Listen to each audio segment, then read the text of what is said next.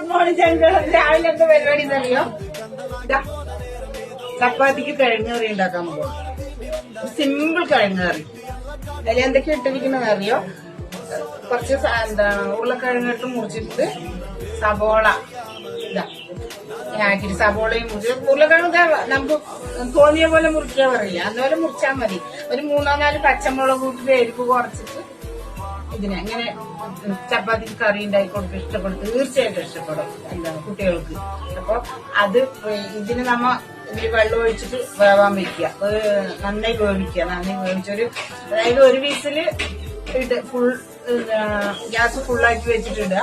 പിന്നെ അത് കഴിഞ്ഞ് ഒരു 2 വിസിലും കൂടി ഇടുമ്പോഴേക്കും ഏകദേശം വേവില്ല. എന്റെ കുക്കറിലെ കണക്കാ പറയുന്നത് കേട്ടാ. അപ്പൊ അത് കഴിഞ്ഞിട്ട് വെന്തിട്ട് ഉടച്ച് എടുക്കുക.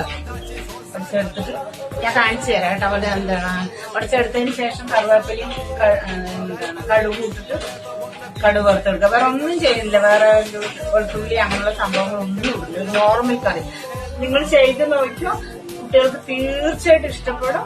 ഇഷ്ടപ്പെട്ടിട്ടുണ്ടെങ്കിൽ എനിക്ക് കമന്റ് ചെയ്യണം കേട്ടാ. ഉരുളക്കിഴങ്ങ് വേവിച്ചെടുത്തിട്ടുണ്ട് കേട്ടോ. ഞാനിതാ കണ്ടാ മഞ്ഞപ്പൊടിയിട്ട് വേവിച്ച് നന്നായി ഉടഞ്ഞ് വേർന്നിട്ടുണ്ട്. ഇനിയില്ല പിന്നെ ഇത് വെച്ചിട്ട് നന്നായി ഉടച്ചെടുക്കും. ഇതോ മറ്റേ കയ്യില് വെച്ചിട്ട് ആക്കിയാലും കുഴപ്പമില്ല കേട്ടോ. അതിങ്ങനെ ആക്കിയിട്ട് ഞാനിങ്ങനെ ചെയ്യും.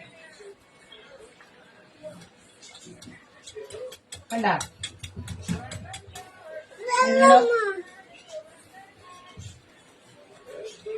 കാണാൻ പറ്റില്ല. ഇതിങ്ങനെ ഉടച്ചെടുത്തിട്ട്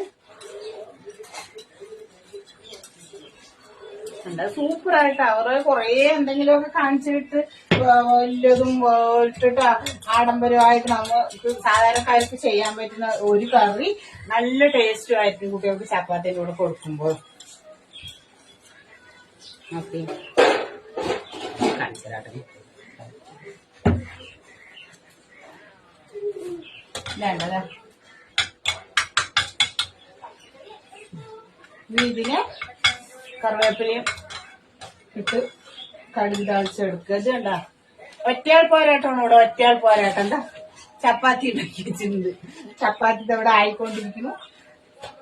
പിന്നെ ഇതാ കടല കറി ആക്കി വെച്ചിട്ടുണ്ട്. കടല കറി ആക്കി വെച്ചിട്ടുണ്ട്. അതൊക്കെയാണ് രാവിലത്തെ പരിപാടി. ഓക്കെ, ടാറ്റാ.